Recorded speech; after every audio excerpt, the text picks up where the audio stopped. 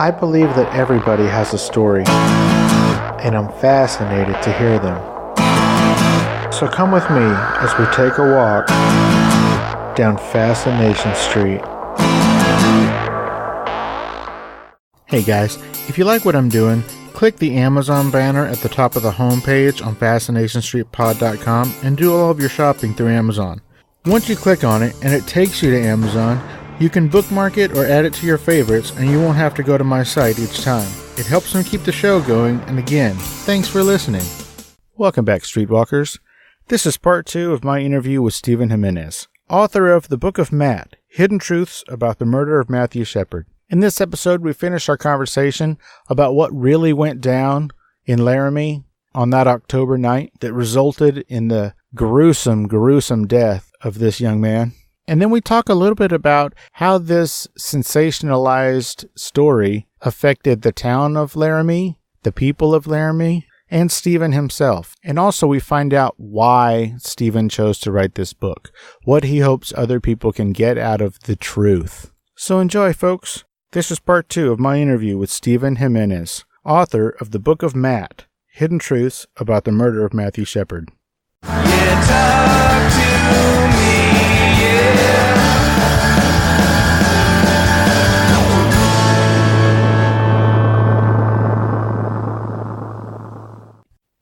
There's nothing speculative anymore on my part as far as whether or not Aaron McKinney was bisexual. Even his girlfriend at the time, has acknowledged that he had asked her to have a threesome with him and another male. So the fact that he, had multiple experiences, bisexual experiences, in my opinion now, this is irrefutable.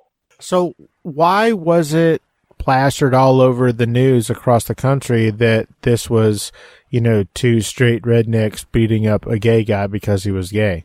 Well, first of all, the result of my research really shows that this was multiply determined. But let's begin with a key fact here. Matthew had 2 friends. Their names were Walt Bolden and Alex Trout. Walt Bolden at the time taught at the University of Wyoming. He was an older man who knew Matthew since Matthew was a teenager.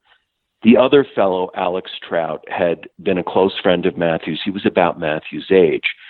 And Walt Bolden was called by Dennis Shepard from Saudi Arabia when Dennis Shepard had gotten news that Matthew had been terribly beaten.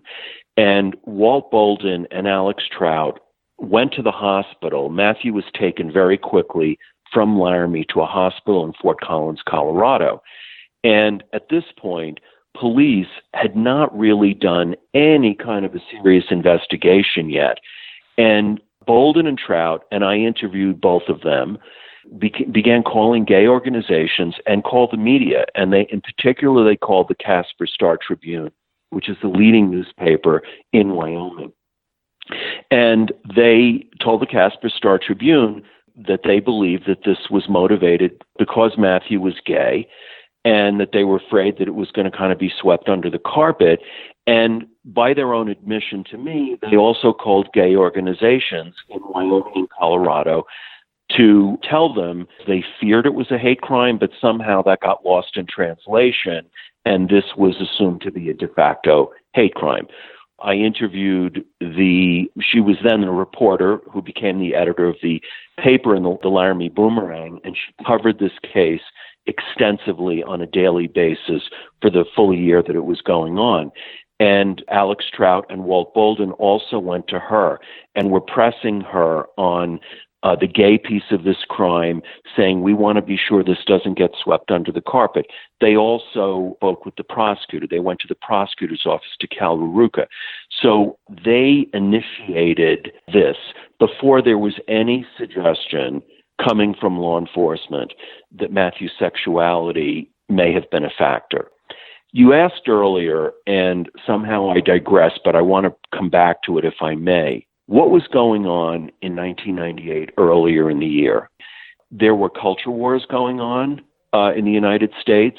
Republicans and Democrats, or liberals and conservatives, were at each other's throats around the issue of sexuality. At the time, Trent Lott was the Senate Majority Leader. And, he made a notorious comment basically saying that gays were sinners, equating homosexuality. My recollection, I don't have the exact quote in front of me, but he said that basically that homosexuals were like kleptomaniacs or alcoholics, and that they should treat their illness or treat their problem or their sin in a similar way. At the time, Pat Robertson, his famous quote that homosexuality was the last step in the decline of Gentile civilization. There were advertising campaigns for conversion therapy that, you could go to a workshop or you could go to a certain number of sessions, and if you were gay, you could convert yourself to being straight. So there was a heated culture war going on at the time where the gay community was really feeling under siege, certainly about equal rights, etc. You also had, precisely at the time the Matthew Shepard murder happened, the Monica Lewinsky scandal was going on in Washington, and the Shepard murder, the attack on Matthew Shepard, happened within a week of the impeachment inquiry of Bill Clinton in the House of Representatives. So there were a lot of things going on at the moment this happened. It also happened just a few months after the attack on James Byrd in Jasper, Texas, which was also a horribly violent crime. And, Bill Clinton had already been interested in getting a hate crime bill passed before the attack on Matthew Shepard happened. So as soon as the word got picked up, and it started to spread, certainly through Associated Press and others, but once the national media picked up on this as being motivated by anti-gay hate, literally within a couple of days, Matthew Shepard hadn't died yet. The crime happened on Tuesday, October 6, 1998, and Matthew died in the early morning hours of October 12, 1998. Within those several days, you had President Clinton pushing for passage of a hate crime bill. You had protests and vigils and marches, even some demonstrations that turned violent in towns and cities across the country. So the push was really, really on to use the Matthew Shepard attack as a case study or as an example of anti-gay hate.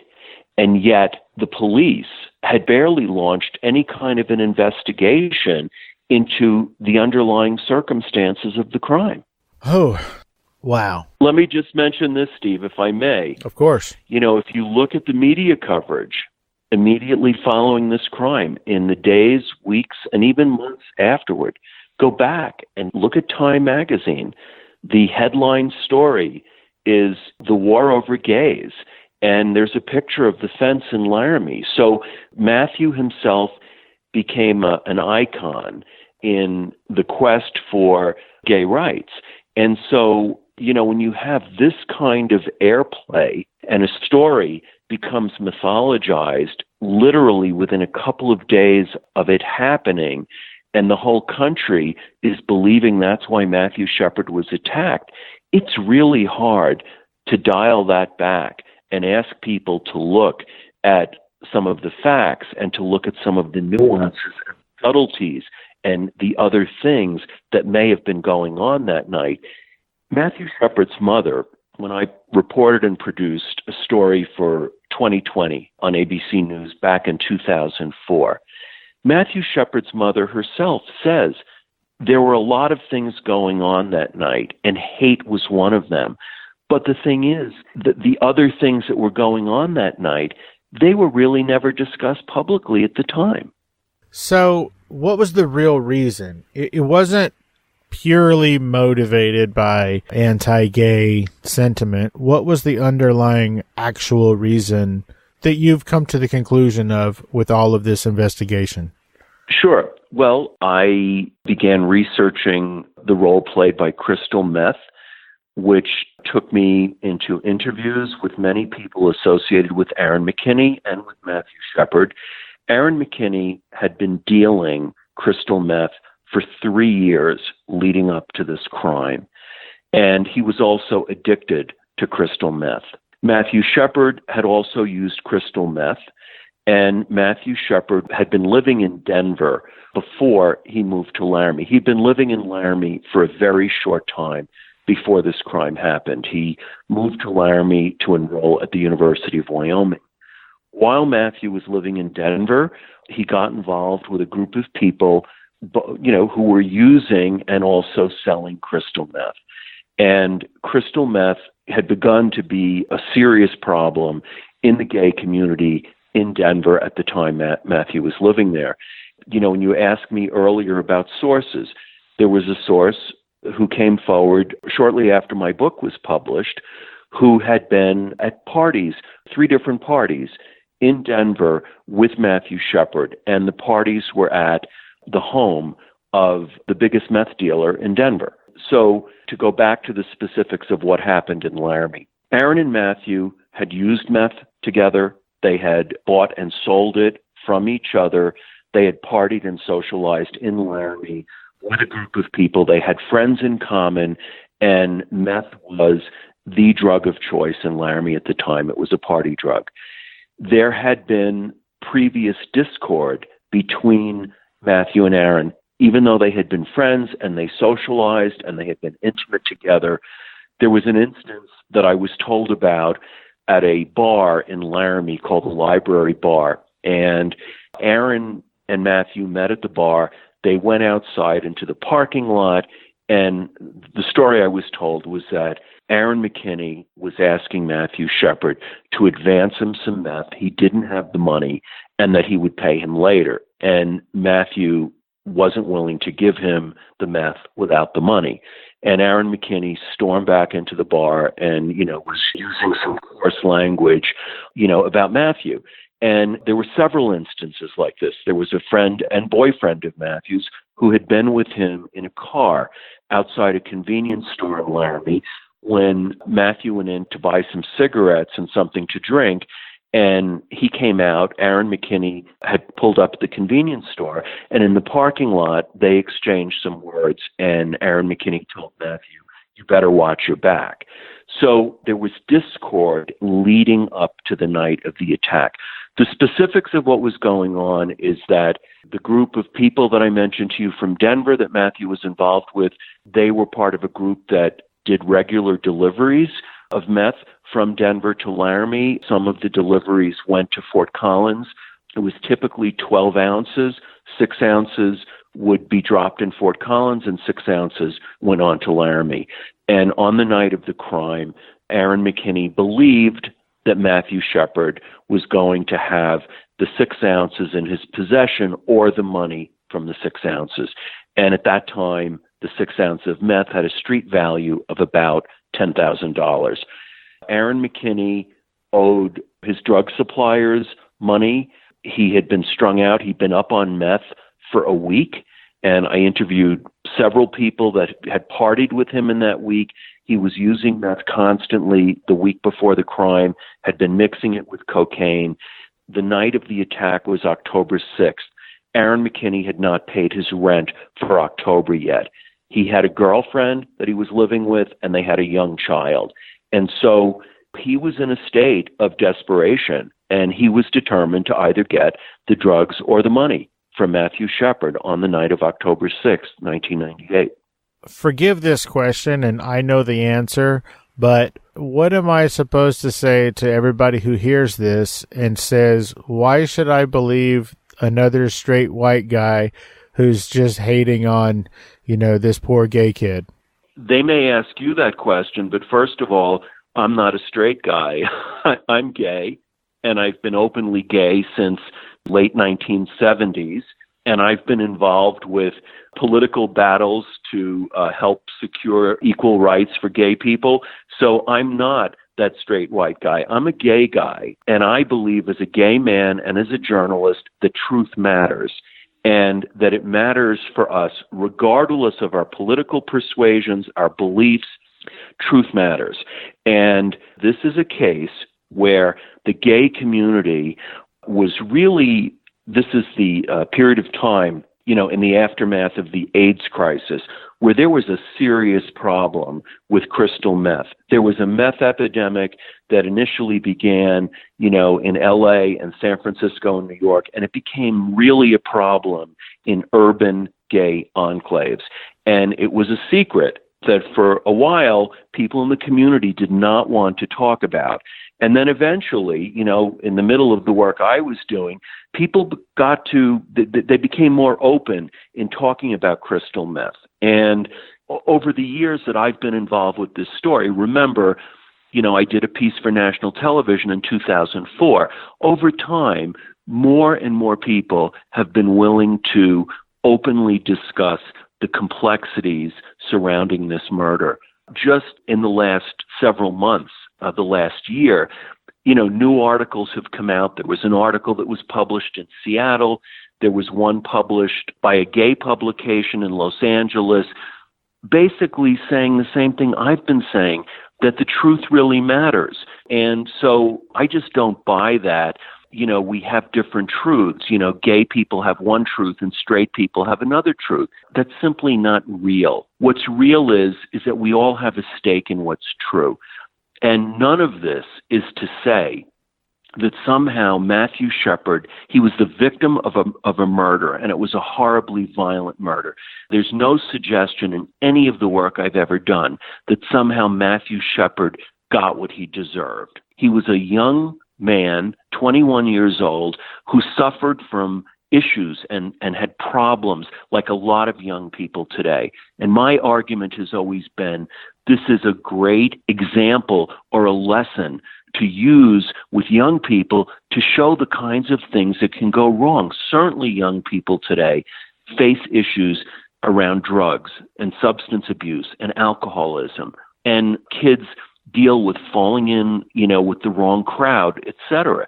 So I just don't buy the argument that somehow because we're gay, that we should sweep the truth under the carpet and just go with a mythology because it's politically correct or because it's a serviceable myth.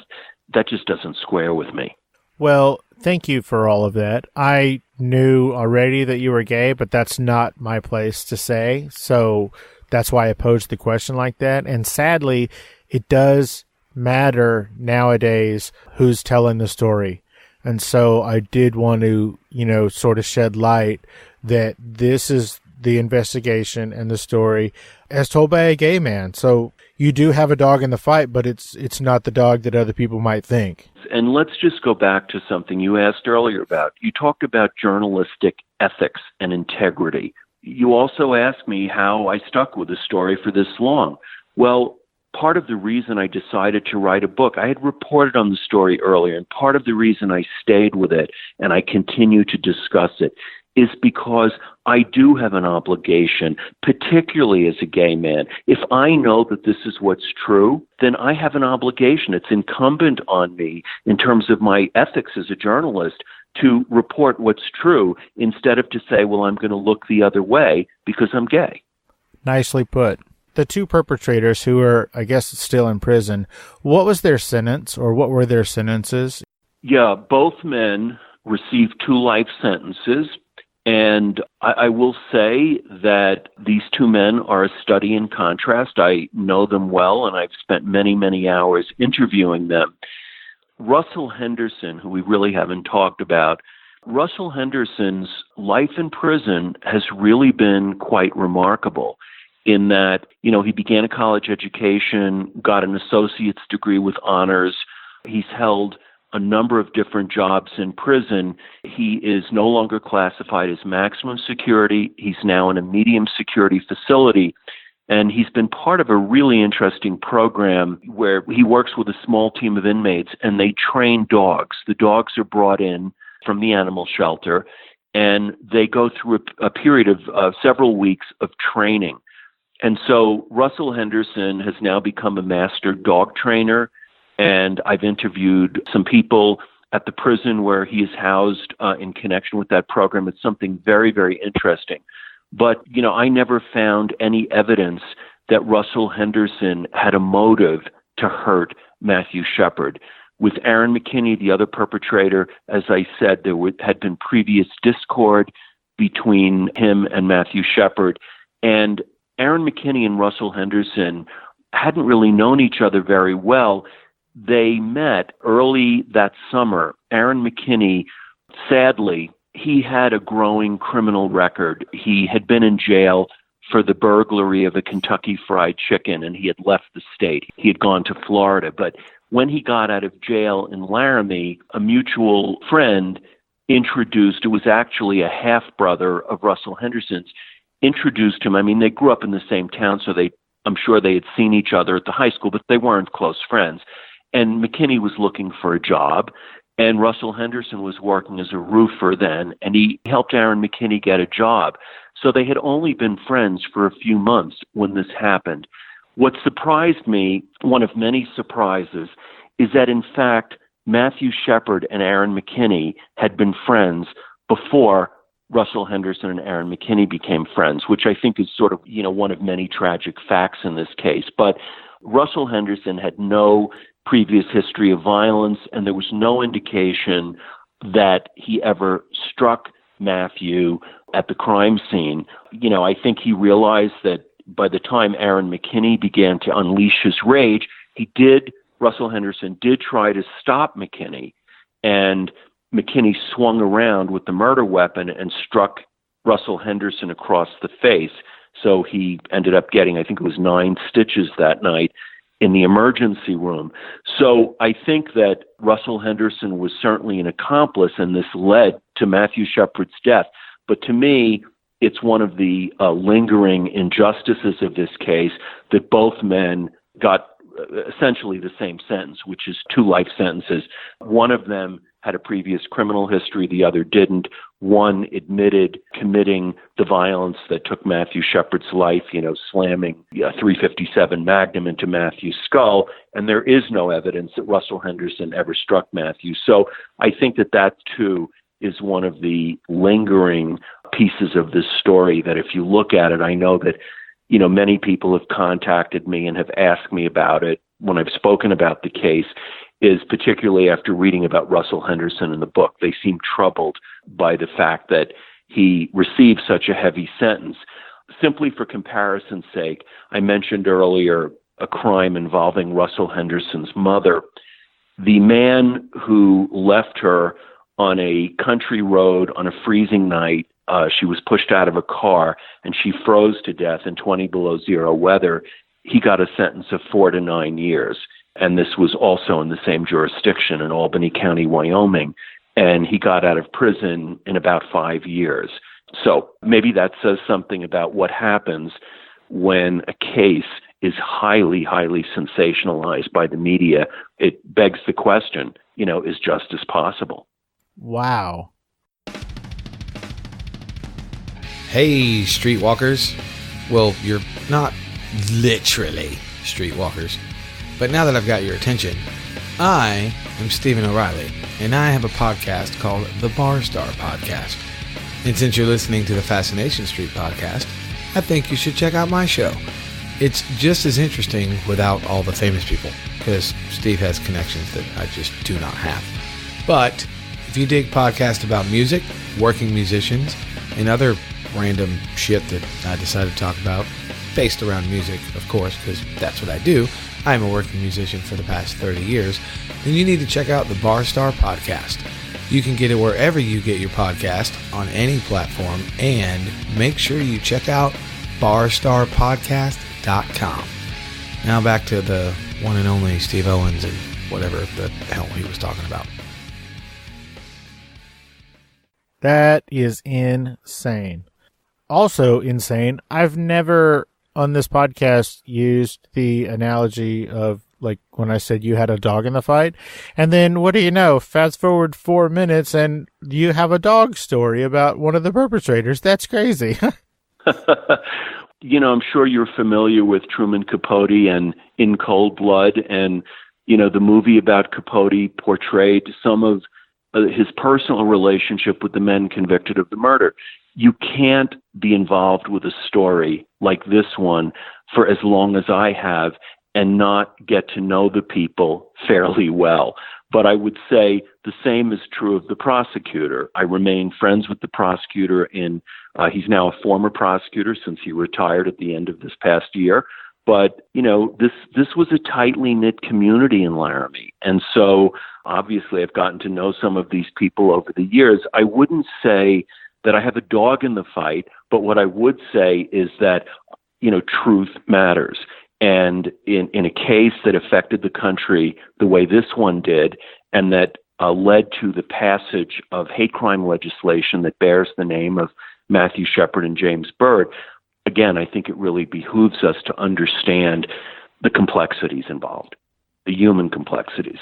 You, my friend, are an onion with many layers, and you are, I could talk to you forever. You're such a fascinating conversationalist, so thank you for all that.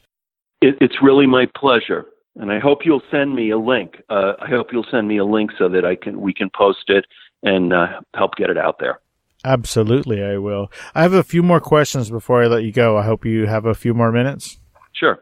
How has this story and this event affected the town of Laramie? You've been there several times over the last 2 decades. How has this affected the town?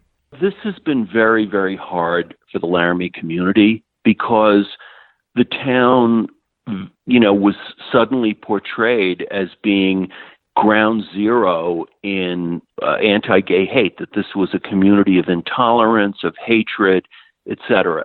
And this is not the Laramie I know. As I said, it's a college town, and it's sad. Many people in Laramie have told me when they're traveling, whether it's in the country or it's internationally, and they tell someone they're from Laramie, the first thing that comes to mind, isn't it where that kid was hung on a fence for being gay? So it's really hard for people in Laramie to deal with this moment in time that has been cemented as something that it really wasn't. And, if you're ever interested in doing follow through, there are people that are in public service now in Laramie. I can think of 2 county commissioners there in the town.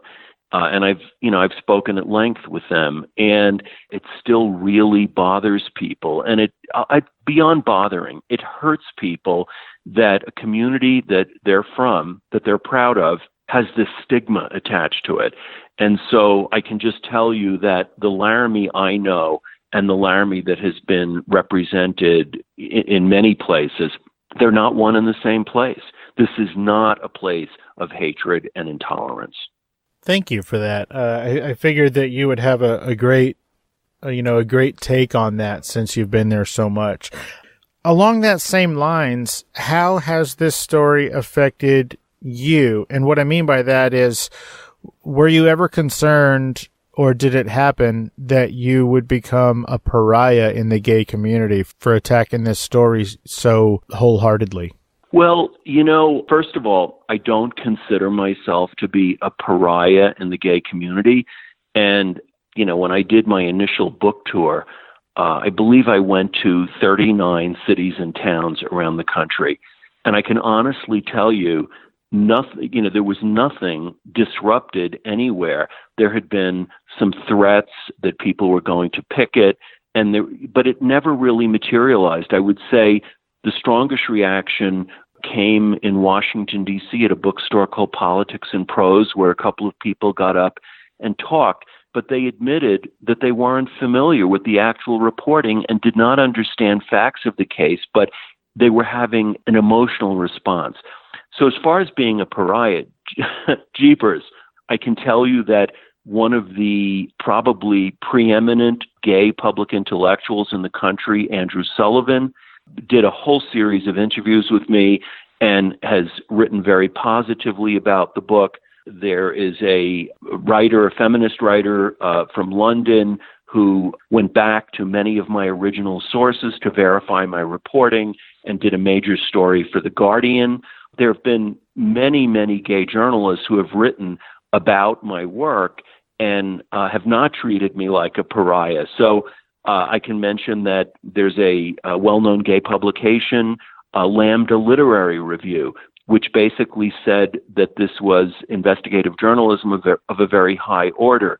The former editor of Out magazine wrote a piece in The Advocate, which is a leading gay publication, speaking positively about my work. So I don't consider myself to be a pariah. I think that it's unfortunate when people don't like what you're saying and they start smearing you and calling you. I mean, I've been called a conspiracy theorist. You know, some outrageous things have been said. I remember one piece that came out. It was an editorial where someone said, you know, I'm the type of guy who doesn't believe that 9/11 happened. And this was really outrageous because this was in a publication in Wyoming. And I grew up in the neighborhood in Brooklyn where our local firehouse lost firemen at the World Trade Center. And I personally, the high school I went to, there were 21 people killed on 9/11 at the World Trade Center that are part of the high school community that I went to. So that struck me as absolutely outrageous. So you're going to get smeared with things like you're a conspiracy theorist. Really, I'm a conspiracy theorist when I interviewed 125 plus different sources and the prosecutor in the case and many law enforcement officers. I could right now for you name 8 law enforcement officers who worked on this case who agree with the conclusions in my book. So I don't think I've been a pariah in the gay community. I think what it is that there's an attitude that says, why go there? You know, why look into the complexities of what's true? If a lot of good was done in Matthew's name, then why ruin that? And I say it's not ruining that. It's actually adding the rest of the texture and the subtleties and the nuance and the complexities that can help us understand this tragedy for what it really was. And if we're serious about stopping this kind of violent crime, then we have to understand what caused it, not come up with a fictional mythology, okay, to replace journalistic truth.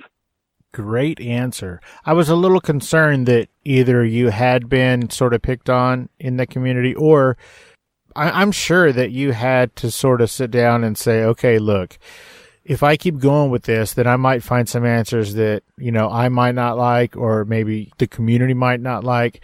And so I feel like that was a decision that you at some point had to sit down and make. And this may sound stupid coming from me, but I really feel like that was a brave decision that you made to keep pursuing and to keep searching for the truth. Well, you know, I thank you for saying that. And like anything in life, you know, you make a decision and it leads to other decisions. And certainly I thought about it because, remember, I went to Laramie to write one story and I discovered another one.